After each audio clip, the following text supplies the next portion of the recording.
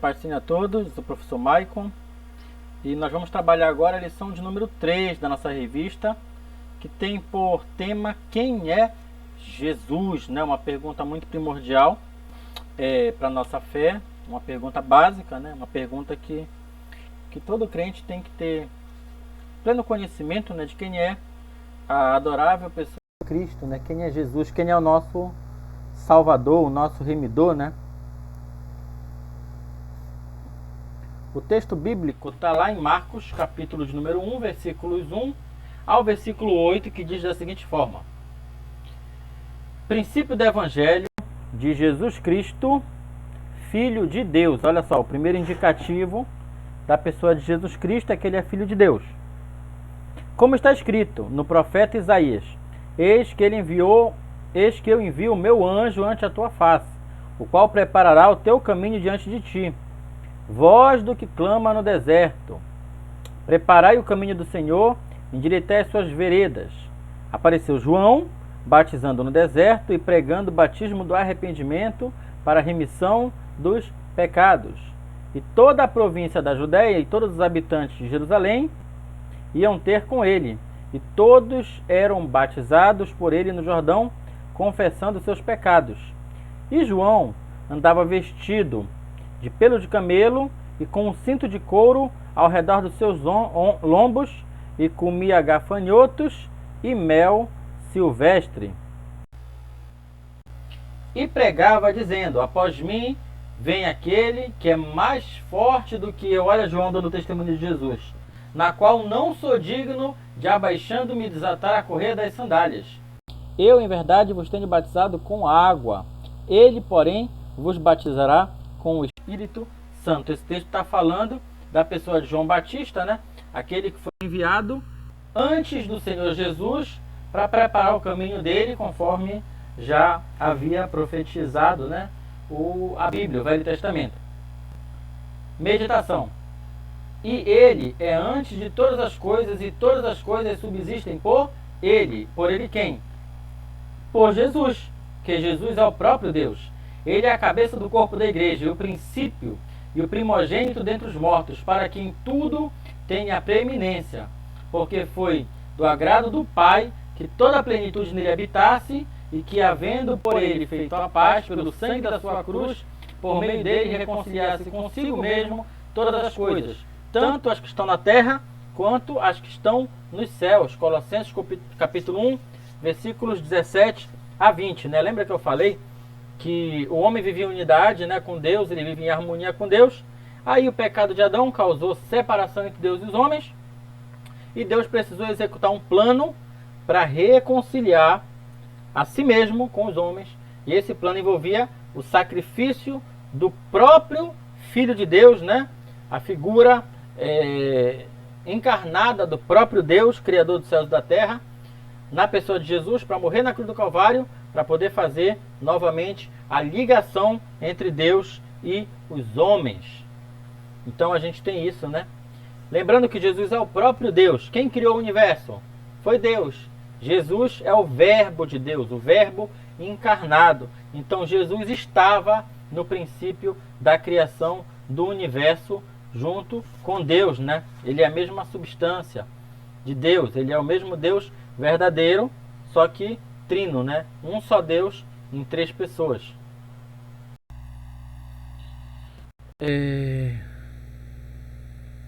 Introdução. Toda e qualquer pessoa defende o seu direito de ir e vir, de expressar-se, de emitir sua opinião e de professar as suas preferências políticas e também religiosas. É desnecessário perguntar o quanto é triste perder a liberdade. Como vimos na lição anterior, Israel, por desobediência, perdeu tal condição, né? A condição de liberdade. Deus já os havia advertido de que não procedessem como as demais nações, assim como as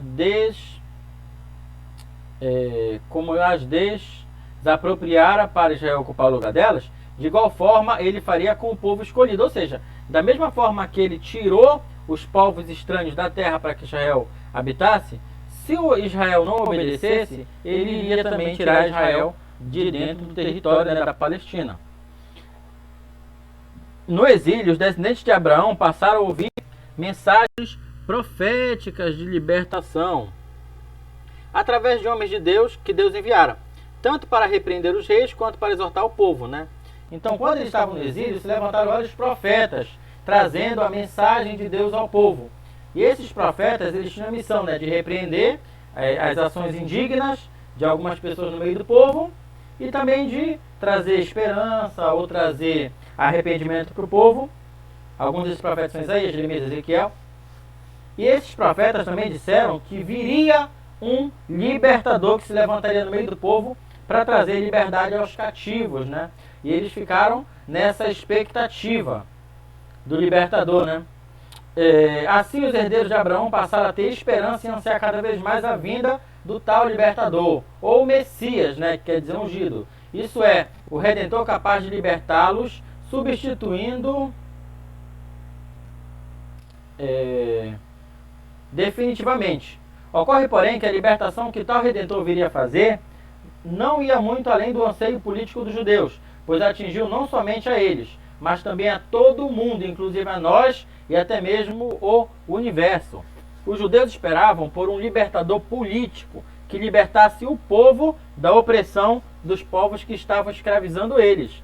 Mas o projeto de Deus era um libertador de toda a humanidade. Da mesma forma que o pecado de Adão passou para toda a humanidade, alguém teria que vir para libertar toda a humanidade do jugo do pecado. Ponto 1. Filho do homem. A primeira profecia acerca do libertador. Ainda nos primórdios da humanidade, quando a serpente enganara Eva, o texto de Gênesis 3,15 informa que um descendente da mulher esmagaria a cabeça da serpente. Em sua bondade e misericórdia, o Criador sabia que a humanidade caída se tornaria escrava de seus próprios desejos egoístas. Por isso, ali mesmo, o Senhor fez tal promessa que antevia a necessidade da libertação humana.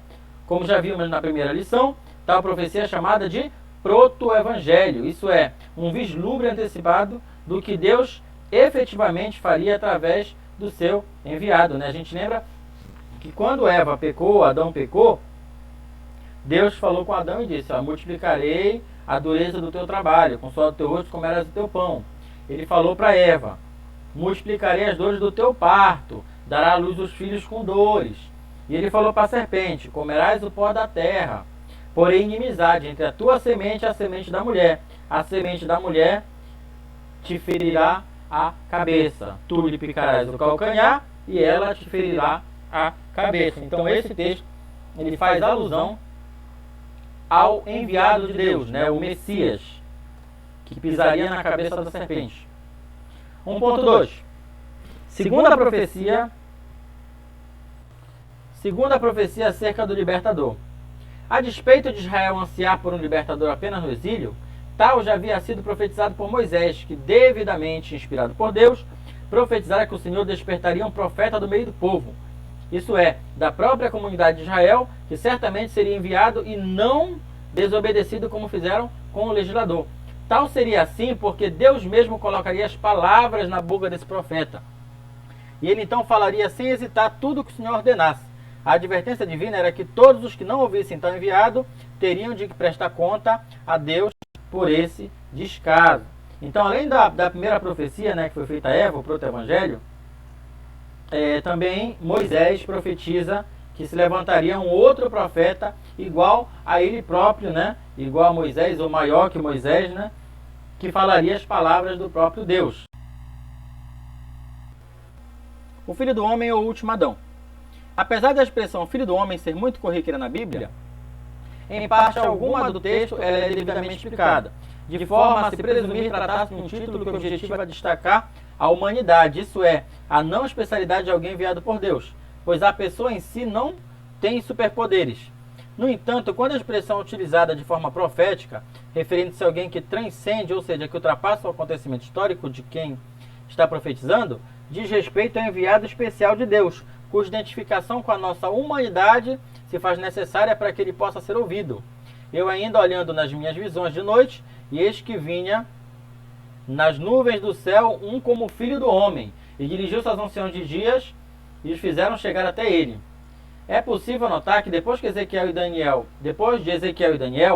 que inclusive não deram a si mesmo esses títulos, mas foram por Deus assim chamados, o único a ter tal título atribuído a si mesmo, inclusive por ele, foi Jesus. A expressão é abundantemente citada nos 4 evangelhos. Aqui a gente tem uma alusão à humanidade de Jesus. Jesus ele tinha dupla natureza. Jesus, ao mesmo tempo que ele era totalmente Deus, na sua divindade, no seu poder, na sua glória, ele também era totalmente homem. Ele sentia fome, frio, sede, calor, cansaço, como qualquer um de nós, sem deixar de ser Deus. Jesus era 100% Deus e ele era 100% homem. Então esse texto ele faz alusão à humanidade de Jesus. Ele é chamado de Filho de Deus, né, como a gente leu no começo da lição, e aqui ele é chamado também de Filho do Homem. Isso para a gente lembrar que ele é 100% Deus e ele é 100% homem. Em Romanos e também na primeira epístola aos Coríntios, Paulo refere-se ao enviado de Deus como o último Adão, que tem poder e legitimidade de representar a humanidade, tal como o primeiro Adão fizeram no Jardim do Éden. Assim como aquele era homem, esse último também é. A diferença entre ambos é que enquanto o primeiro sucumbiu à tentação, o último, embora em tudo tenha sido tentado, não pecou. E é justamente nisso que ele, ao mesmo tempo que se identifica conosco, se distingue do outro Adão, podendo nos ajudar. Então, o primeiro Adão representou toda a humanidade quando pecou e o pecado passou a toda a humanidade. O segundo Adão também representou toda a humanidade quando morreu na cruz e a redenção, o perdão, ele pode ser alcançado por toda a humanidade mediante o arrependimento dos pecados. Então, por um homem, Adão, entrou o pecado no mundo e por outro homem, Jesus, o pecado ele foi aniquilado. Próximo ponto. É aqui embaixo.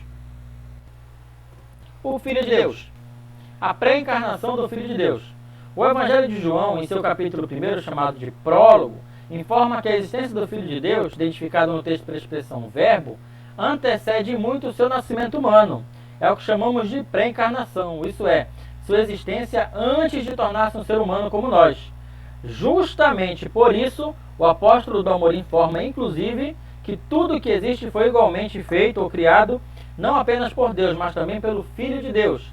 É glorioso pensar no fato de que mesmo com toda essa importância de João, o Verbo se fez carne e habitou entre nós e vimos a sua glória como a glória do unigênito do Pai, cheio de graça e de verdade. Então, Jesus ele não surge, ele não aparece do nada quando ele nasce de Maria. Ele já existia desde a fundação do mundo, ou antes, né? Jesus ele é eterno, ele é consubstancial com Deus e ele é eterno como Deus é. Então, antes da criação do universo, Jesus já estava lá. Ele encarnou através do ventre de Maria, mas ele já existia na eternidade juntamente com Deus. Então, o Filho de Deus, ele ajudou a criar todas as coisas, inclusive o universo. O nascimento do Filho de Deus. A própria simplicidade do nascimento terreno do Filho de Deus demonstra o quanto ele, a despeito de ser divino, se sujeita a identificar-se conosco naquilo que é mais comum, simples e trivial. Sua descrição contrasta com a pompa e a grandiloquência humanas. É bem por isso que Herodes surpreende-se com a informação dos magos do Oriente e que nasceria em Belém um rei. Belém era uma cidade pequena, né? Os arredores de Jerusalém era uma cidade pequena, então não se esperava que um rei surgisse dela. Temendo perder o seu posto e na intenção de exterminar o Filho de Deus, o malévolo governador da Judéia mandou então que se assassinasse todos os meninos belemitas de até 2 anos. Felizmente, divinamente avisado, José, esposo da sua mãe Maria, considerado o pai terreno de Jesus, fugiu com ela e o menino para o Egito, escapando assim da crueldade herodiana. Então, quando os reis magos avisaram para Herodes que um rei tinha nascido em Belém, Herodes ficou com medo de perder o seu trono e mandou matar todos os meninos de 2 anos para baixo. Só que o anjo avisou José e José fugiu com o menino para o Egito até que Herodes tivesse morrido.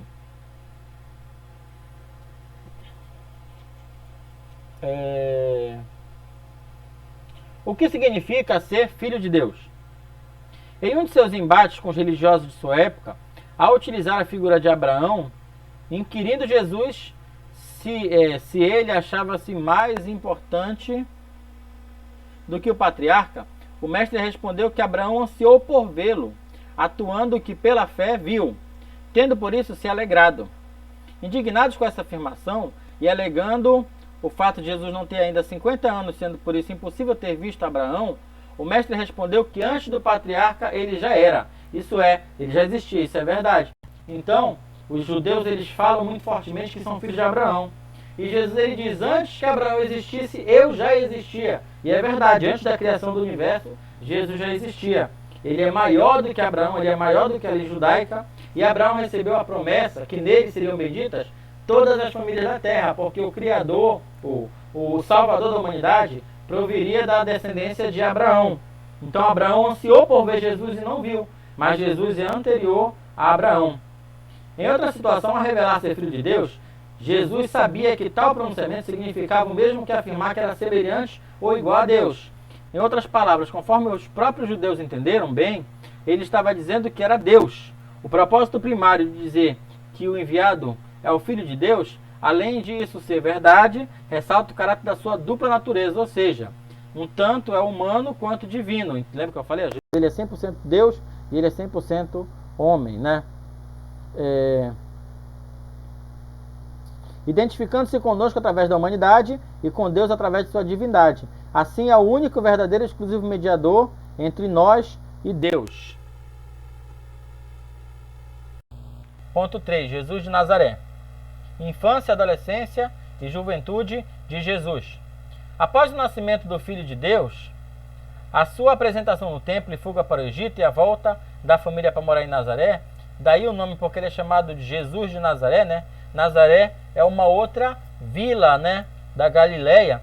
Então Jesus foi criado em Nazaré. É por isso que nós falamos de Nazareno ou Jesus de Nazaré, porque ele foi criado na cidade, né, de Nazaré. Acentuando o pequeno acontecimento em sua pré-adolescência. Lucas é sucinto em informar que crescia Jesus em sabedoria, em estatura e em graça para com Deus e com os homens. Assim, fora o fato de que Jesus provavelmente deve ter tido uma vida como qualquer menino judeu da sua época, tudo que se disser sobre a sua trajetória, sobretudo acerca desse período em que a Bíblia silencia, é mera especulação. Então a Bíblia ela mostra ali o nascimento milagroso de Jesus de uma virgem, né, Maria, depois mostra a fuga da família de Jesus para o Egito para fugir de Herodes, depois tem um evento muito curto ali, que é quando ele se perde no templo, e depois a Bíblia não fala mais nada de Jesus sobre a sua adolescência, a sua juventude. Ele já vem surgir no contexto quando ele se apresenta para João Batista para ser batizado, por volta dos 30 anos. Então aquilo que for falado da infância e da juventude de Jesus é só especulação, não tem respaldo bíblico. A única coisa que a Bíblia fala da juventude dele foi quando ele se perdeu e ensinou os doutores no templo. Tirando isso, não tem mais nada na Bíblia. 3.2, Jesus apresenta-se a João Batista. Com a idade de 30 anos, Jesus apresenta-se ao seu primo distante, João Batista, e permite-se ser batizado. Apesar da relutância do Batista, Jesus quer identificar-se com as pessoas do seu tempo e cumprir toda a justiça. Contudo, ele é objetivo ao dizer que todos os profetas e a lei profetizaram até João. Em outras palavras, um novo tempo chegara, verdade seja dita. Até mesmo João Batista reconhecia isso e sabia que o seu tempo terminaria assim que chegasse a luz. Então, João Batista foi o último grande profeta da Bíblia, né? Depois da Bíblia, depois de João Batista, o Espírito Santo começou a se manifestar de uma maneira diferente, especial no meio da igreja. Então, essa marca dos grandes profetas, ela se encerra em João Batista. 3.3. Jesus desenvolve o seu ministério terreno e cumpre a sua missão. Em um curtíssimo espaço de tempo, no caso 3 anos, né, de aproximadamente 3 anos, Jesus revolucionou a realidade principalmente dos judeus e posteriormente do mundo inteiro. Tudo em Jesus surpreende, desde seu nascimento até a sua ressurreição. Em virtude de termos diversas lições que abordarão tanto o caráter do Mestre, quanto os vários aspectos da sua atuação e obra, basta agora dizer que ele é a personagem central da história, o ponto para onde todas as coisas convergem e encontram sentido, né? Então, Jesus ele é único e ele é especial, né? Ele fez um ministério de 3 anos, ele foi batizado com 30, foi até os 33, quando ele foi traído e morto na cruz do Calvário, ressuscitou e subiu aos céus. Então ele passou 3 anos exercendo o ministério de fazer discípulos, para que a igreja pudesse se espalhar pela terra. Conclusão. Uma única lição é muito pouco para se falar acerca de quem é Jesus de Nazaré. Na realidade, tudo o que dissemos jamais será suficiente para descrever tudo o que ele representa e é. O que importa é que já o conhecemos e devemos permanecer firmes em conhecê-lo ainda mais, principalmente de forma prática. Parafraseando o apóstolo do amor, que é João, se fôssemos abordar tudo o que ele fez e faz, nem ainda o mundo poderia conter os livros que escrevesse. Então Jesus fez muito mais coisa do que está contido na Bíblia, mas aprove a Deus deixar esse registro para nós das coisas que ele fez, E ele fez muito mais coisa porque ele é o próprio Deus, ele tem todo o poder, toda a honra e toda a glória, Essa foi a lição de hoje, eu sou o professor Maicon, muito obrigado por tudo, a paz do Senhor.